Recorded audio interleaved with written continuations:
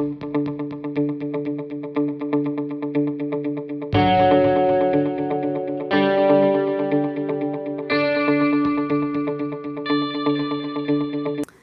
right, thanks everybody.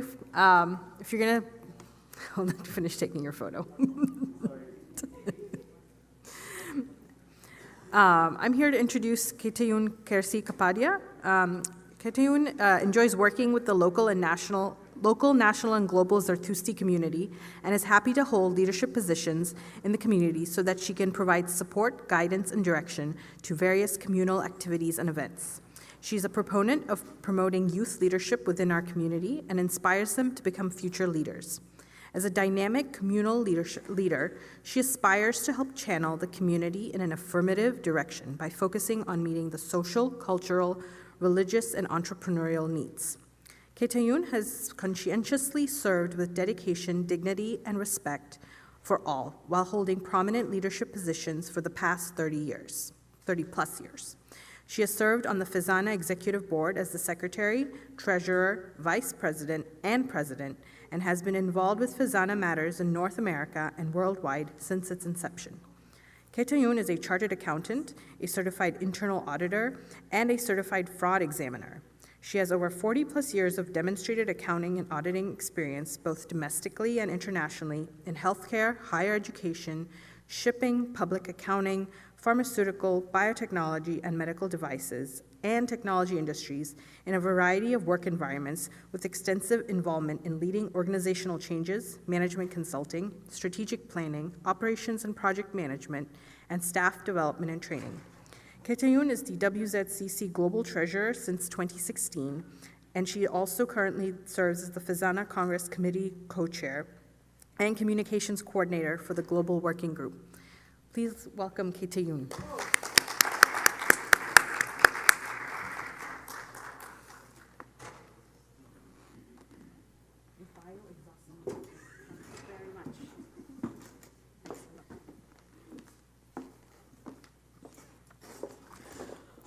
Good afternoon, everybody.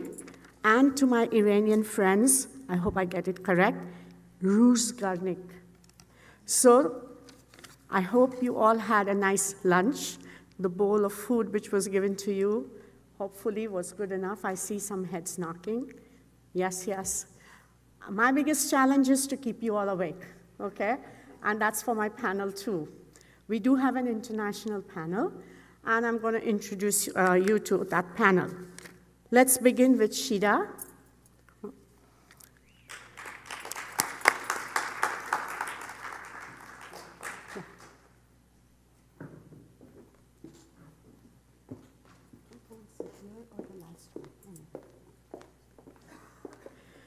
So Shida Anoshiravani grew up in Tehran and moved to the United States for higher education. Over the years, she has been one of the early founding members of the California Zoroastrian Center in Westminster, California, which I'm sure some of you are affiliated with. She has served multiple terms both in the Board of Trustees of CZC and the Board of Directors of CZC.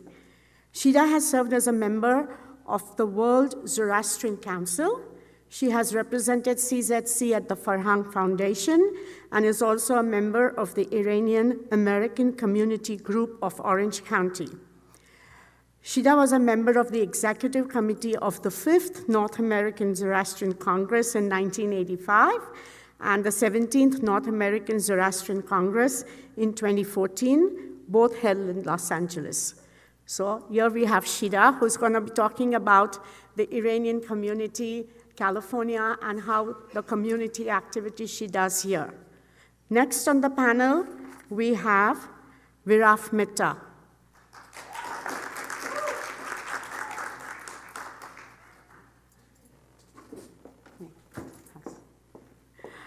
Viraf is the Vice President of CLSA Limited, Asia's leading capital markets and investment group. Viraf was voted India's best sales trader in 2017 and has been ranked in the top 3 since the last 5 years. So here we have somebody who we can talk to about stock shares, etc. Viraf is also the youngest trustee of the Bombay Parsi Panchayat, or BPP as we know them. Elected in 2015, October. And he was also founder of Zing, Z-Y-N-G, which is the world's largest Zoroastrian youth body with over 4,500 members, and they have held 150 events over 9 years. So Viraf is just not Mumbai-based. He was 17 years old when he came to study at the Illinois Institute of Technology in Chicago, and he was the vice president of the IIT Students Association for 2 years. While in Chicago, Viraf got his private pilot's license and was en route to get his commercial pilot license when tragedy of 9/11 struck the US. So we have now here Viraf with us on the panel. Let's give him a big hand, ladies and gentlemen. Oh, he also has been part of the rugby team, correct? Yeah. So a lot of well-rounded individual, we could say. Next we have, and everybody knows her, Shazneen Munshi.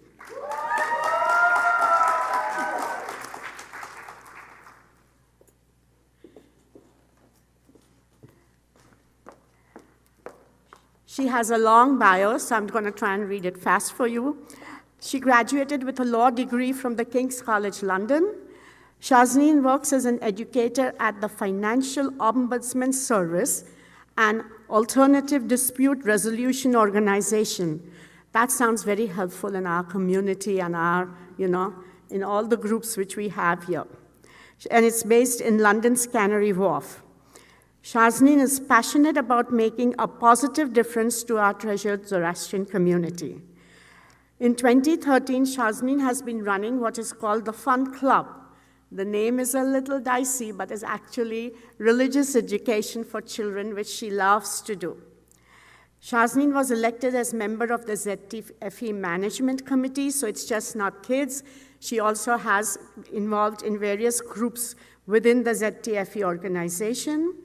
And with the love of heritage and culture, Shazneen founded the Parsi Theatre Revival Group, and she also has a Parsi Natak in which she starred in there. She's also being followed by BBC here for her role, which she'll talk to you a little bit more. So if you see some extra cameras in the room on Shazneen and yourself, that's what they are doing, to document something on Zoroastrianism. In her spare time, Shazneen is a natural performer. She enjoys dancing from ballet to salsa, playing the piano, and being in the choir. As a Parsi, she loves her food. Who does not? Aren't we all missing dansak here today? And cooking traditional meals for family and friends. Welcome, Shazneen, to the panel. And last but not the least, I wouldn't be here, and none of you would be here, or this Congress, if it wasn't for Arzan Wadia. Come on, Arzan.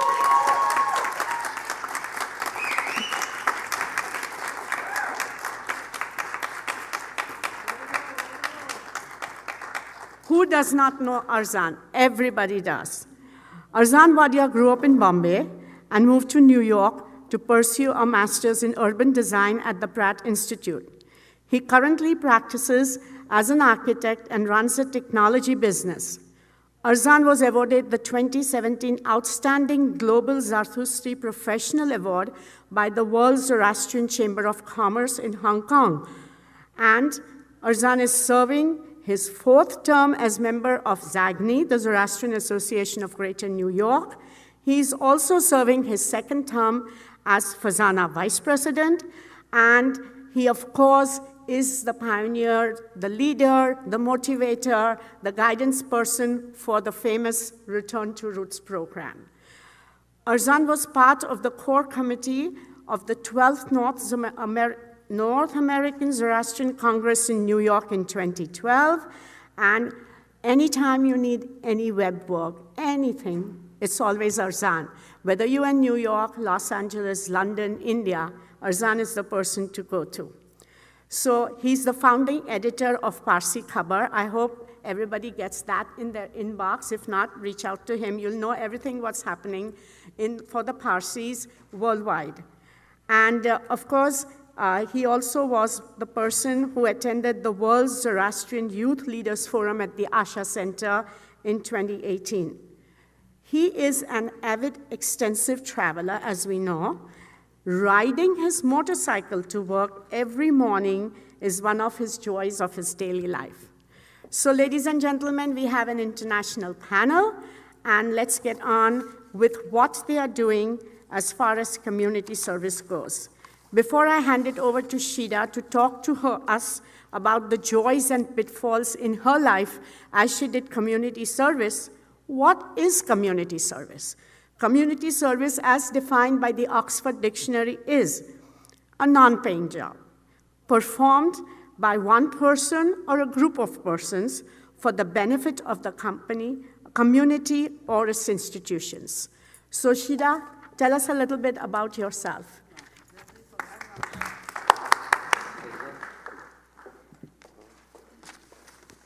Good afternoon.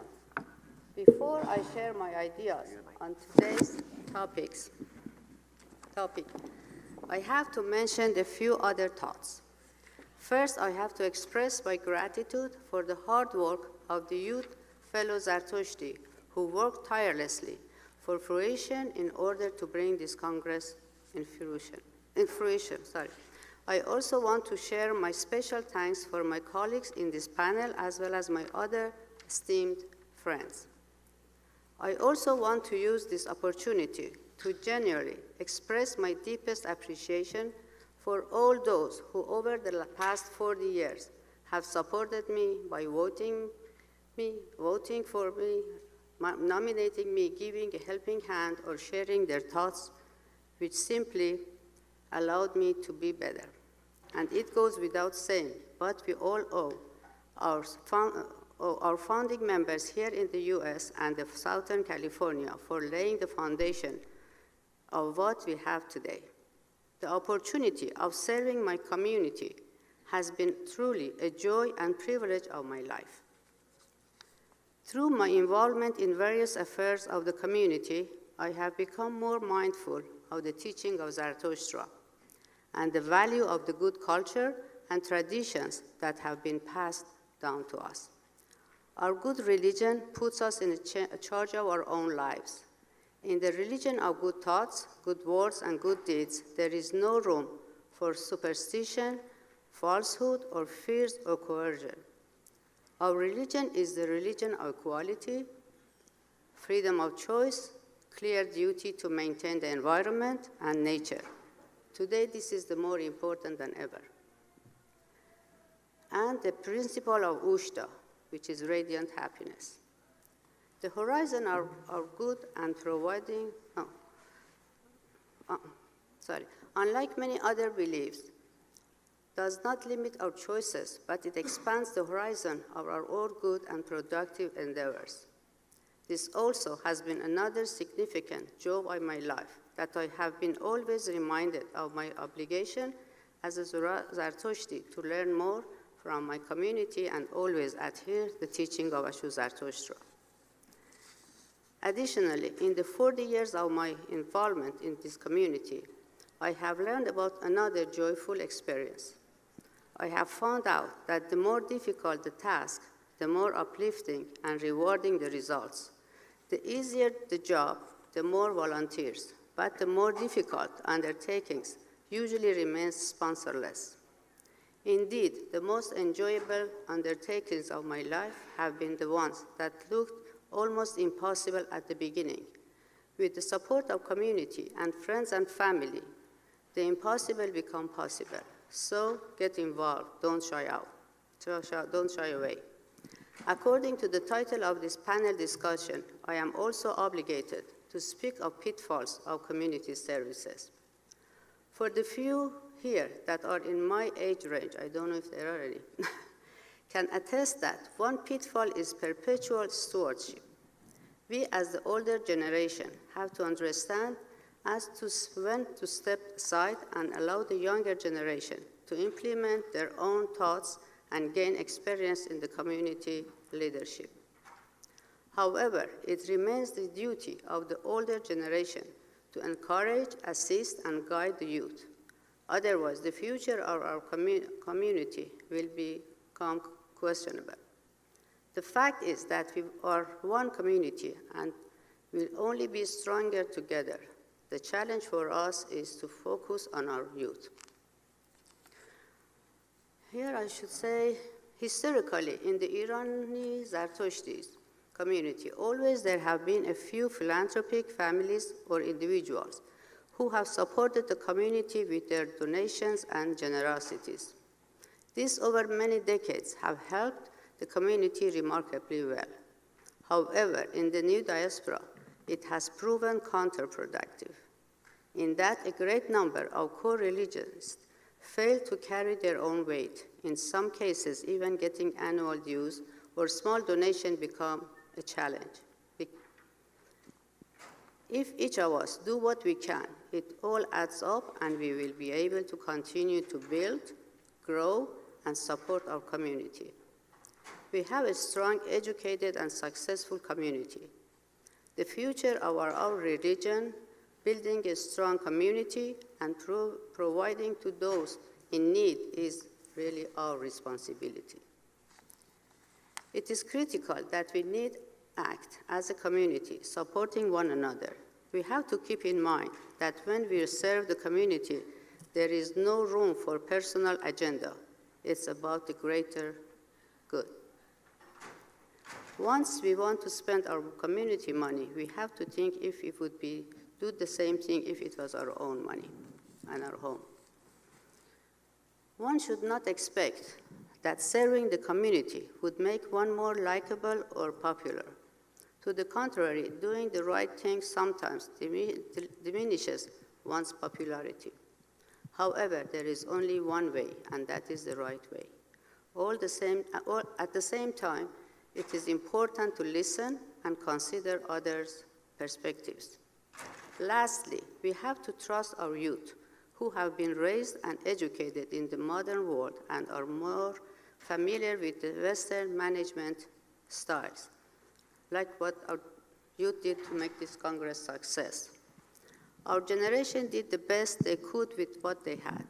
Now it's time for our young leaders with passion and experience to make us stronger and more efficient, of course, with our support. I would like to finish my talk by reciting two short quotations, one from Mahatma Gandhi and the other from Zarathustra. The best way to find yourself is to lose yourself in the service of others, Mahatma Gandhi. And those who truthfully accomplish the desire of Zarathustra, which is refreshing the world, achieve the ultimate happiness in life. Gata 46:19. Thank you. Thank you, Shida, for your perspective from an Iranian Zartusti. Some of us have known Shida and her husband Ardeshwar for many, many years for their services, community service they have provided, not only to the Iranian community in California, but also to the Fazana community in North America and worldwide. So hopefully we'll see more of Shida. She has stepped up to the plate this time for a youth congress to help us out on behalf of the California Zoroastrian Center. Now we move on to across the pond, as we say, to Shazneen. Go ahead, Shazneen. Tell us a little bit more about your joys, pitfalls. How do you make a decision as to how you select the projects that you select to do community service? Hi, everyone. Hello. First of all, I just want to say it's been an absolute pleasure and privilege. It's been an absolute pleasure and privilege to serve the community. I'm just going to sort of go through two of the main joys for me of serving our community, and then one of the main pitfalls I do see. So first of all, I would say one of the great joys of serving the community is to see that strengthening of community identity and all the sort of bonds that you see established between people. And that's people of all ages, from sort of the little ones all the way up to the grandparents. So in the UK, we came up with an initiative called our Gymkhana Nights, as an example. So for those of you who are from Bombay, have been to Bombay, there's a gathering called a Gymkhana. And at this place, people play cards, they play carom. Of all ages, they mix and they sort of have a good time together. So that's something that we did here in the UK. And we've even come up with sort of themed nights. So in addition to sort of the traditional activities, we have sort of karaoke nights, salsa nights, and Iranian dancing. So it's just really rewarding to see sort of Zoroastrians of all ages just get together, because we all live our separate lives all far away from Zoroastrian centres, but it's very special when we're all together, and nothing quite like it. In terms of sort of a second thing that I'd say that's one of the main joys for me of serving the community is seeing the youth's pride in being a Zoroastrian. I think it's really important for the younger generation to feel comfortable with their identity and be proud of it. And we can only sort of do that through sort of education. So in the UK, I run the Children's Fun Club classes, which take place on the second Sunday of every month. And me and a few friends, we've developed a comprehensive syllabus of topics to teach the children about sort of our history, the meaning and significance of traditions, and most importantly, sort of the practical application of the basic principles to their everyday lives. Those are the sort of the two main sort of aspects, I would say, that bring me joy in serving our Zoroastrian community. In terms of a pitfall, I would say from my experience of sort of being young Zoroastrian president for 5 years and now kind of sort of also serving on the management committee, it is sad to see at times there are divisions that people create, whether it's between sort of the Parsis and the Iranian Zoroastrians or various organizations. And because of that, I do feel that sometimes people lose sight of what should be our common purpose, and instead use the community as a way to kind of elevate an unnecessary, sort of unfounded sense of self-importance. In my opinion, I think the main aim of community work is to work together to do for the benefit of the community, and do great work for the community together towards a collective purpose and a shared vision to keep the Zoroastrian flame burning. Thank you. I think we're going to be looking at a lot more of Shazneen in the next coming years. We have the WZCC AGM in London next May, and then, of course, we have the World Zoroastrian Youth Congress, next one in London in 4 years from now. So probably you'll have some film or etc. for us, and some lessons for the youth also as we move forward. Next, I come to Arzan. As we know, Arzan, you have a lot of things on your plate. You balance a lot of projects, hopefully. Tell us about how you select, and then what aspects of a project interest you to jump in and do something about that, and what you can tell the youth in this hall as to how they should also do the same. Good afternoon, everybody. Thank you for being here and listening to our panel. You obviously all had choices and you made the right one. I got involved in working at the community level just completely by chance. We were at a friend's place, and I think Jay over there who's sitting, we were at his parents' place. We are family friends. And Sheru and Vispikanga from Zagni said, why don't you come to Zagni and help us make a website? I said, sure.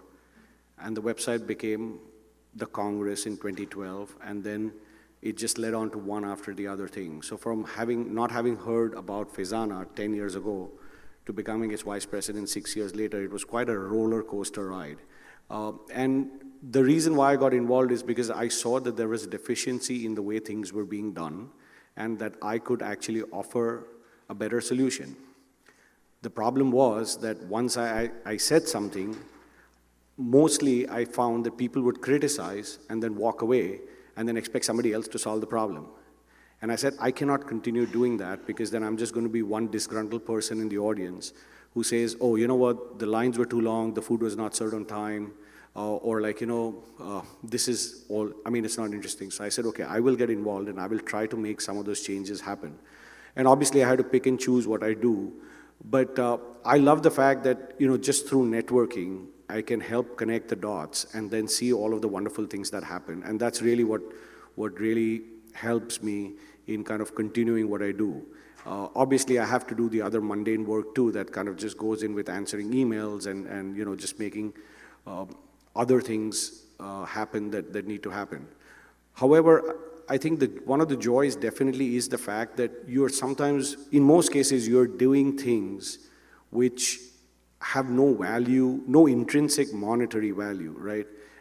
We all, as all of us and everybody else who serves in the community, could have spent that time in working, in running their businesses, in running, you know, whatever they do. And they could have probably had material intrinsic value to their time. But they all made the conscious choice that they would rather add value in other ways that are intangible, right? You organize a gumbar. There is no value to that. How do you put, you know, can you put an hourly rate on your time for something like that? You can't. And for me, I think that is the larger good. And that kind of keeps on continuing because I know that in every small thing that I do, it impacts people in ways that I don't even have a clue about, right? And it's a ripple effect because once I impact somebody, somebody else goes and impacts somebody else. And that really keeps on motivating me to do what I do. I obviously also have a problem that I don't necessarily say no to anything. And that's one of the pitfalls of doing this. And there are times when there is just too much of stuff that needs to get done, and then you have to prioritize as to what needs to get done yesterday, and then do that today, and then what needs to get done today, you could do it tomorrow.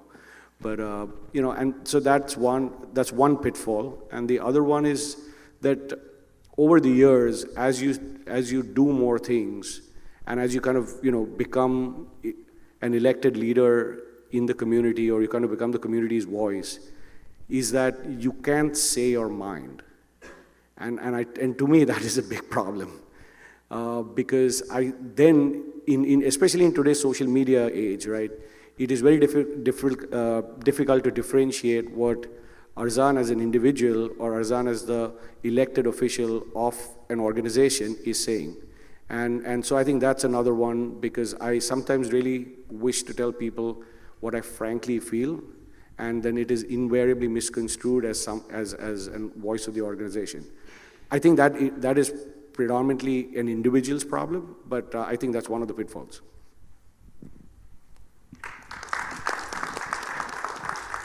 Thank you, Arzan. Next we have Viraf Mehta. So he's Asia's leading capital markets and investment group individual, vice president of, yes, Viraf, but he also comes from Bombay Parsi Panchayat. His father Dinsha Mehta was the chairman of the Panchayat for a very long time, but now Viraf is the youngest trustee. So tell us, Viraf, how you balance your professional, your personal, and your community service to the community. Good afternoon, everyone. My name is Viraf Mehta. I'm from Mumbai. 3 years ago, I became a trustee at the Bombay Parsi Panchayat. I think I am the youngest trustee in the BPP for a very long time. My entry into being a trustee was actually, it sort of, I guess, came on because of my family history with community service. But for the first 2.5 years that I was a trustee, the next youngest trustee was 20 years older than me. And the oldest trustee was about 40 years older than me. So I was, in a way, sort of bullied, cornered. I didn't really get the importance I should have, even though I was sitting there as a trustee of the BPP. We are the world's largest Parsi body. We have assets worth billions of dollars. We are the second largest landlord in Mumbai. But unfortunately, the community service that this beautiful organization does sort of gets lost in the murkiness and the infighting that is there between the trustees. I don't have to tell people sitting over here, I'm sure everybody hears about the politics in Mumbai and how the trustees fight. And yes, my father was involved for 21 years, but when he left and I joined in, I honestly thought things would be different. Unfortunately, a man's ego is way beyond his own apprehension, and we have not seen people being able to control it. So let me go back briefly in history. So about 12 years ago, a few of us friends came together and we were like, well, just look around. Everything regarding community news, community politics, community affairs is full of the Buddhas. And I don't mean to be rude and say Buddhas, but it's a generation of my parents and everybody who are good 20, 30 years older than I am. There are a lot of people over here of a decade or more younger than I am today. And I was actually very impressed when Arzan told me that there are about 100 kids in this youth congress who are below 21, which I think is a staggering number to show that it's these teenagers today who are actually getting that sort of community service and then want to be part of the Zoroastrian community globally. I mean, there are only, I think, 20 from India. Unfortunately, it's too far. But the more I sit here and see and hear people's views about, being a Parsi or being an Irani or being a Zoroastrian here, unfortunately, is not the same view that's shared back in India. So we needed to get these youngsters out of their houses, from their colonies, and be part of community affairs. So we started Zing, which was started in 2009. We were around for about 11 years. We did about 180 events, almost more than 10 every year. We have over 4,500 members, all between the ages of 18 and 40. And the whole idea behind Zing was to bring the youth together. It wasn't ki baba yola Parsis, now please meet, find a girlfriend, boyfriend, get married and go and make babies. It was literally to give you a social platform. Yes, obviously, finding a Parsi girlfriend, boyfriend, making babies was the indirect idea behind it, but you obviously don't put it. The Parsi youth today, or the Irani youth today, are extremely strong-minded, very, very opinionated, and you try to shove anything regarding religion down their throat and they're going to throw it back at you. You have to give them a common meeting, which is why a congress like this brings Parsis from all over the world together. And when you share visions about your past, your upbringing, and how you see things together, it's so diverse and different. Our committee were 40 of us when we started, and an absolute flat structure. There was no chairman, president, nothing. There was one treasurer for the money and one guy handling PR. That was it. And you've never heard of any sort of infighting between a 40-member committee. But when I joined the BPP, within my first 6 months, I had taken my trustees to the High Court. It got murky. I've had my family abused, my family was dead, my brother was beaten up and in hospital, the police got involved. I had my personal pictures leaked and I had to move the High Court and get a gag order against the press because they were going to publish personal pictures of mine, and it was just to do public shaming. And when my mother, poor thing, she gets the most affected, she comes and asks me, are you okay? And I just sit there and smile. I'm like, it doesn't bother me what someone says, writes, or puts out there, because I am sitting in the position I chose to be. I put myself out at my age to do community service when nobody else my age would remotely even think of it. The next person who thought was 20 years older than I am. I said, if I'm going to put myself out there to do work, I'm confident enough to do it my way, and if I'm doing it right, I'll stand before any crowd anywhere and justify it. So the problem, the pitfalls with community service, everybody means well. Everybody wants the Parsis to grow and come out. But then when family is attacked, reputation is slandered, professional image is tarnished, you'll not find youngsters who want to actually put themselves out there and say, let me come and be part of the BPP and let me see if I can change the perception. The organization that we have is fabulous. And in 6 months of no fighting, trust me, your impression and perception will change. But that only comes when you have more youngsters coming in. And I've told everybody, the more youngsters you get in with a little more open-mindedness from all different genres of life and all different fields, doesn't have to be a lawyer or a CA or an accountant. You can just have that want to get people to work together, and it goes a long way. So that's what sort of drove me with Zing. And then when I knew I was getting into the BPP, I knew what was going to come with.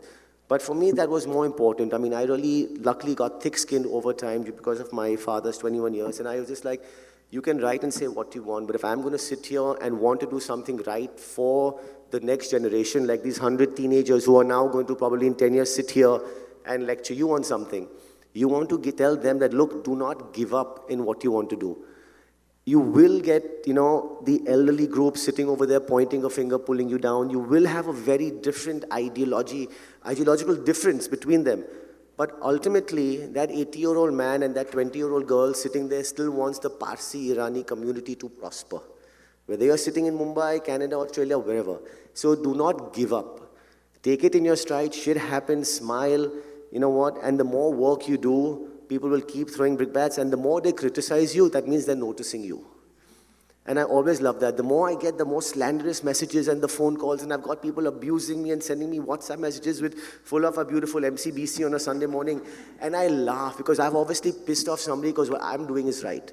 So you get more of that, take it on your face, chin held up high, and just continue, do not stop, because that's exactly what will make us stronger going forward. So that's my message to everybody else here. Thanks. Thank you, Viraf. And yes, you've seen the different aspects of how we all have gone through community service in our own lives, etc. And of course, there are pitfalls, but there are joys also. And it's heartening to hear that we have, how many? 100 youth under the age of 20 participating. So yes, what am I doing here at this way? Well, we have Shida and myself and others here who have experienced the community service, and we want to give back to the community. Also, the session is to encourage and empower youth to get involved in community service as elected leaders in their own local and national community organizations. For this, we have a perfect example of Jahan Kotwal. I think, Jahan, you are in the audience. He is the youth chair of the World Zoroastrian Chamber of Commerce. And Jahan and Rashna Sanjana and Pearl Mystery all came over from India to give us the fantastic WZCC day we had as the third day of the Congress. Talk to them, look at them, network with them. That is how you will learn how to participate, involve yourself. There are always naysayers. Don't, as Viraf said, don't let them get to you, okay? And at this point, just a couple of things about myself. Just when I came into this country 40 years ago, much before some of you were born, I found myself in a diaspora totally different from Bombay. I was from Dadar Matunga area, and here there was nothing much for me as a Zoroastrian or a Parsi to involve. My local association, Zapanch, I started going there with my accounting background. Why don't you become treasurer? What? I don't know, I mean, I did it. Slowly moved up all through the ranks, became president of Zapanch, moved up and then became president of Fazana.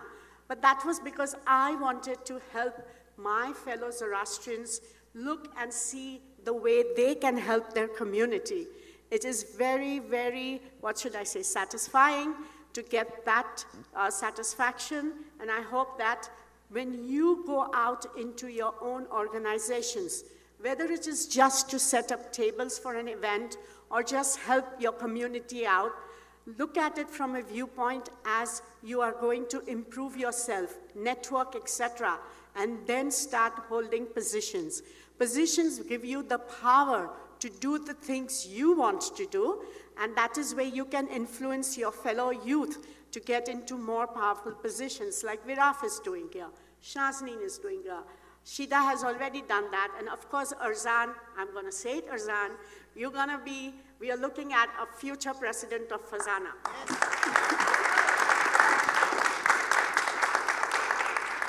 So as we move along, what lessons have you learned, and are there any particular messages you want to leave the youth with? Arzan? So in terms of lessons learned, I think one of the things is that you have to be in for the long haul, right? It's not something that if you decide to do something, that you have to do it, give it a couple of years, right? It's not fair to say that I went for this one thing and, somebody told me this and somebody told me that, and I went out. The second thing is you have to do it because what you're trying to do is larger than yourself, right? We are so small as a community, and you kind of realize that once you're outside of Bombay, right? If you're living in Bombay, you still feel that, okay, there are enough people around that You can fill up Jijibet Adabayagari with 1,500 people for a wedding, and you think, why are people saying that the Parsis are dying or the Zoroastrians are dying? But when you come to North America or UK or Australia or New Zealand, there are so few of us that we have to do whatever we can do to kind of push things, out beyond. So definitely get involved because you feel that, there is something larger that you can do. Find an area where you can provide expertise, right? All of us are professionals in our lives, and therefore we can take something from what we've learned in school, college, or work and help implement it. As Katayun said, when she was in the accounts background and she became a treasurer, and then that led to her being the president. I think stuff like that are some of the things that one can do to continue working. But I think the key is perseverance. You have to persevere and stick it out. There will be a lot of people who will say things, but it doesn't matter if you think you're doing the right thing. And it kind of goes back to, what our religion teaches us. If you think that you're doing the right thing and you're using your good mind to do it, right, continue doing it. And sooner or later, people will start appreciating it. And, you will actually see that some of the change happen. So just persevere. Thank you, Arzan.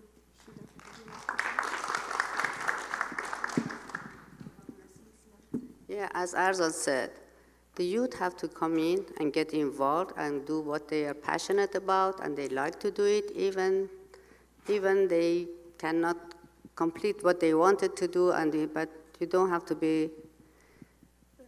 have to shy out. You have to continue doing what you want to do, and you'll be successful, and people appreciate you later. You have to step in. The main thing is we have to give all the new generation the chance to come in and do the work and do the leadership. So please, all the youth, step in, do what you want to do, and start having a meeting and getting together, but please step in and do what you know, what you're passionate about. I think one thing that's very important for people to understand is time management. Like between my job and the panchayat and my social service and my another normal life which I would have after. Like I start my day at 6:30 in the morning, I don't reach home till 10 o'clock at night. This happens about 6 days a week. But it's a conscious decision I've made, and you have to make sure that you prioritize and you maximize all the time that you have, especially when it comes to doing community service. Again, I'm going to talk very specific to Mumbai because that's where I'm from and I've been born and brought up and I've experienced it. There is so much that needs to be done as far as housing. One thing that people overseas don't realize is that poverty amongst the Parsis is immense in Mumbai. It is not shown in mainstream media, people don't talk about it, but it is there. It's probably one of the biggest problems that we face back in Mumbai. So you have to be dedicated, you have to give it time, and you cannot let anybody deter you. If you can just be focused and know what you want to achieve, I don't think anybody's going to stop you, and you won't need us sitting over here telling you what you need to do because you know exactly what you have to do. Thanks. So one of the main lessons I've learned is that it's never too late to get involved. So whatever age you are. So I was 26 when I got involved sort of properly with the Zoroastrian community.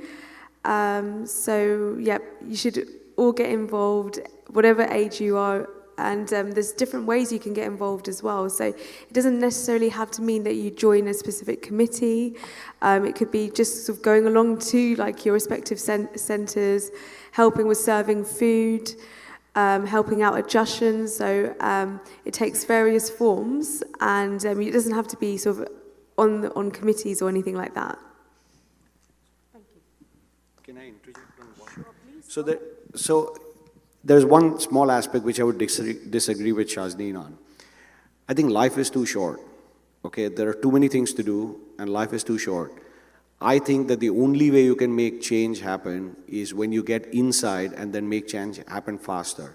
So if you don't get elected or if you don't join something from inside, by the time you actually make change happen, you probably will get jaded, okay? So if you see something wrong, jump into the deep end, right? Make things happen, and then see the fun. Thanks, Arzan. You said absolutely correct, because you also learn from your professional side of yourself.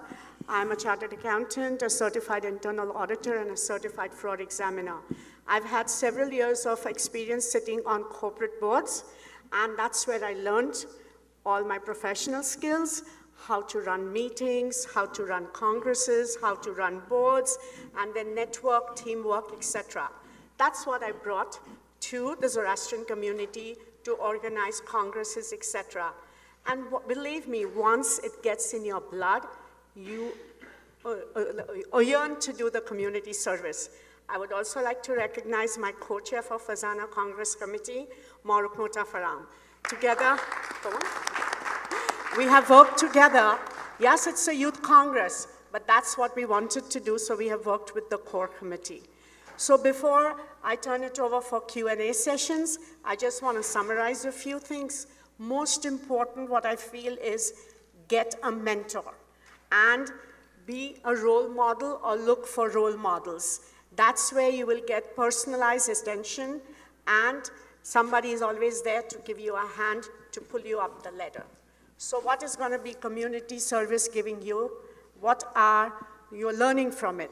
Timeliness, ability to work with a variety of people, time management, leadership skills, communication skills when talking to all people in all walks of life and of all ages, professionalism and teamwork.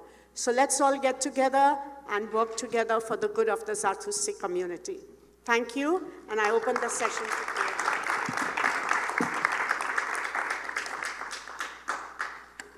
If you have any questions, you can line up here for any of the panels. In all fairness to this panel, is anybody in the audience who's held community positions? Can you please stand up? Xerxes.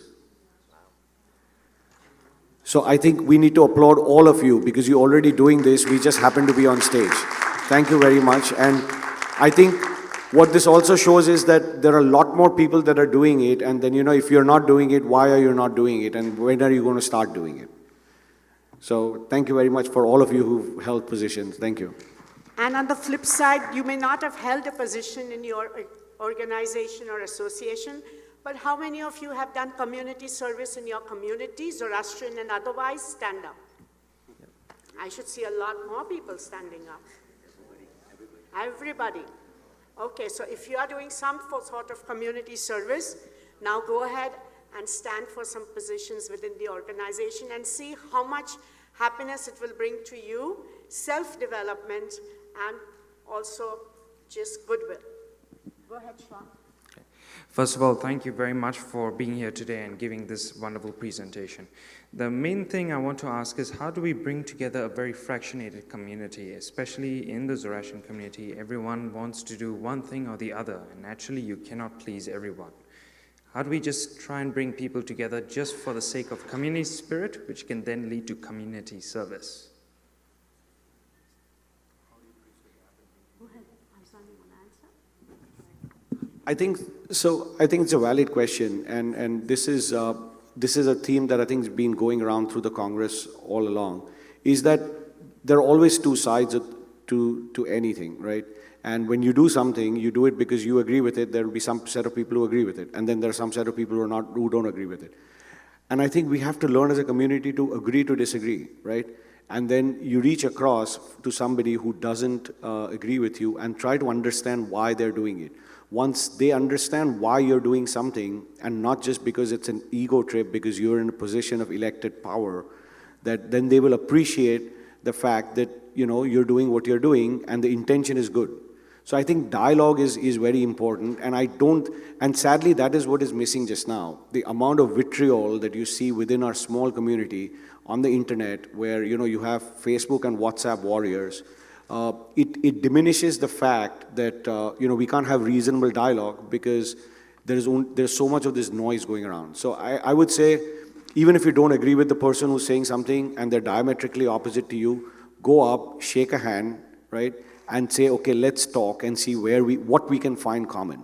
Most people don't do that, and therefore you kind of find factions within whichever community you are, and then that's led to some places where people haven't talked, entire groups of people haven't spoken to each other for years, and then that gets transferred into the next generation, and the next generation doesn't even know why are we not talking to the other people, right? It's because leaders before them did that, and I hope that, the leaders of, the younger folks of today, if you see that happen in your community, cut out all that BS. I'm sorry. But go across the aisle and find, because a lot of us, all of us, I mean, the funny thing is I think all of us, except probably Shazneen, are FOBs, right? We were all fresh off the boat in the lands that we live in, right? So we all came with our own baggages from the places that we came. But our perspectives changed a lot once we were in the place we were, right? And so and you then see change happen. So for people in this audience, most of you are born in your diasporas. So the baggage that that your parents had from the old motherlands is not there, and all of the disengagement or the differences comes really from that baggage. So cut out all of that, and I think you already have an advantage that all of you are born in the diasporas that you live in.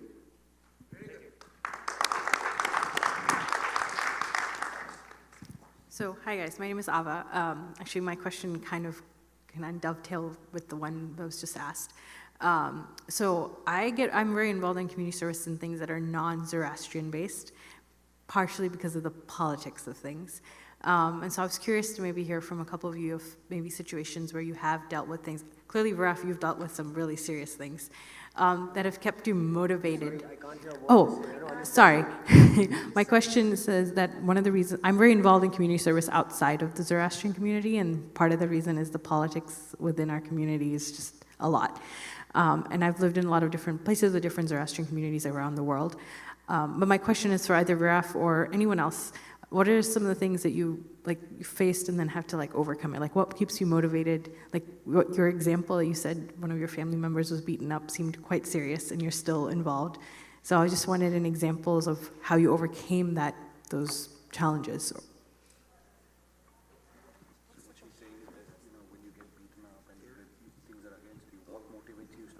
Okay, what motivates a person to continue? I think at some point you do realize the good that actually comes out of doing community service. It is selfless, it's thankless, you don't get paid for it. In fact, I've paid quite a bit of money out of my own pocket to fight my colleagues in court. We've wasted charity funds doing that. From the other side, it's been pathetic. I have been part of it. I am not proud of it. But I mean, I could have very easily tendered my resignation within 6 months of sitting there saying, you know what, I'll do what I want to do on my own outside. I don't need to be part of it. But as Arzan said, when you're inside, you can make the most difference, the most change, the most noise. Even if you're not in the majority, you can make enough noise to show the other side, especially if they're so stuck in the ways for decades. That times have changed, people have changed, perception has changed. You have to just think of the long-term goal that, okay, fine, at the end of this road, we will have the youngsters who are looking up today, who are complacent, fed up, and disgusted by the politics that basically goes on. I mean, you don't want any of that to come and sort of tarnish any of the youth today, their minds, what they want to do. And it's just a matter of your goal and the personal satisfaction that at least I get when I'm able to achieve something that I've started out to do. Going through the uphills and downhills and whatever the politics are, but you have to finally see the end goal and work. Okay, at the end of it, what am I doing it for? I'm getting nothing out of it. My name is getting slandered, but at the end, it's the community, the youth who you want to leave a better future for. And the more you strive to do that, maybe it's, tiny steps. But maybe my 10 tiny steps and 10 tiny steps of Arzan here and whatever, in 10 or 15 years will be bigger steps for the kids there, and they won't have to sit and discuss the same problems or the politics that this generation is facing, because it won't exist by the time that generation comes in. So it's just a matter of looking at the long-term goal there. Thank you, Viraf. We have one last question from this young man. So I was wondering if any of you on the panel ever got the sense that certain projects or schemes or initiatives wouldn't really get off the ground or keep going without your personal touch or involvement, and if so, how would you react, or even after significant time, money invested on your part, that you still have to be close on hand at that project for it to work, if that is the case?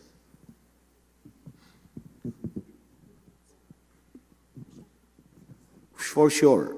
I mean, a lot of community work, right? Whether it's I can talk about 3 associations, 3 institutions that I'm involved in. All of it, nothing is paid for. So there is a lot of personal involvement, right? Monetary involvement. More than money, I think today in life, time is more important than money, right? People can have money and you can have enough money, but I think you only have a finite amount of time.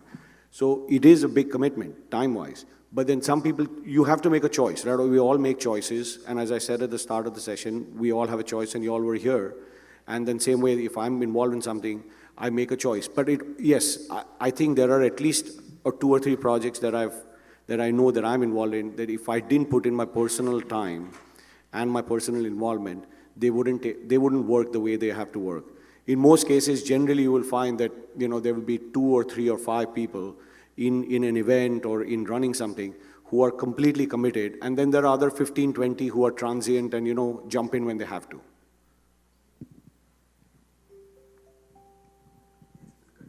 Thank you. Okay. Sorry, this was just a follow-up. Is there a way that we can prevent the previous generation who have the power and the funds sometimes from brainwashing the youth and passing on those factions, like you were saying, the youth need to cut out the BS and move on rather than not carrying on the same thing? But I've seen a lot recently that the youth sometimes get easily brainwashed or get a bias from their parents or from their near relatives who are part of these organizations, and then we don't make progress. Is there any way we can avoid that, or how do we bypass this generational trickleness, the thing that trickles down in community service? Okay, today's youth are, as I said earlier, they're very independent in the way of thinking. They're opinionated. Yes, what your parents teach you as far as community, brotherhood, does make a big difference, as what we call in India Parsi Panu. But the Parsi Panu that was shared by the elders, coming down to, for example, the generation of my parents, to me, and now to the teenagers, is very different. The ideology behind that, so the kids today, they've been taught a certain way, at least, okay, coming for the youngsters in Mumbai, they've seen how their parents or the grandparents are. But it's not necessary that they themselves today feel or believe the exact same way. There is that trend today where, their perception of who a Parsi is, how a Parsi should be, what is Zoroastrianism is changing. A father and son or mother and daughter today in India especially will not share the exact same view, or at least the percentage of them is reducing. So they want to see what they believe, what they feel. So there is already that trend which has started, and I think in another 2 generations you will have a very different approach to Zoroastrianism, I think in a lot more calmer, homely and harmonious way than what you are seeing today. So what you're saying is already happening. I mean, and I see it firsthand back in India, that the youngsters who were in their teenagers 10 years ago, who are now in their late 20s, their view on religion is very different from the literally 1 generation above. And you will see that trend. And I think congresses like this, where you get people coming together and expressing, their frustration as to why, like at the previous session, why there was only 1 youngster in a big association full of elders. That'll change. You'll have not 1, probably next Congress, you'll have 3 of them in there, and 5. Ultimately, you'll have a committee which is full of youngsters. It'll change. It's just a matter of time, and you literally just have to buy time with it. He's right, but it's our choice, our elderly one choice, that we have to step away from our positions to open up the room for the younger generation to step in. It's our duty to, and we have to encourage them and step away from our positions. Thank you, Shida. Thank you, everybody. Hopefully, we've given you some lessons learned, and based on our experiences, you will also rise up to the plate, take the next step, go into your associations. We have lots of them across the world, and get yourself into positions, and at the next congresses, we'll be able to see you as either a president or in a nice position. So thanks to my panel, and thanks to all of you.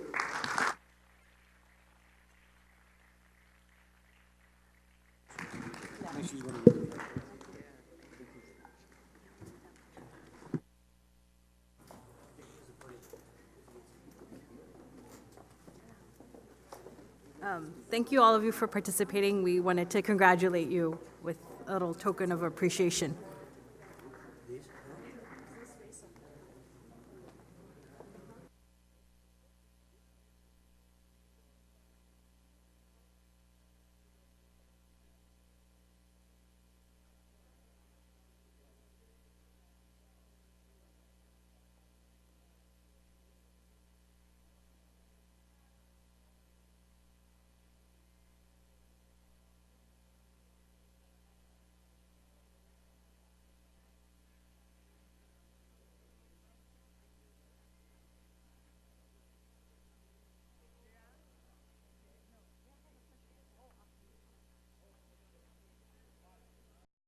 you.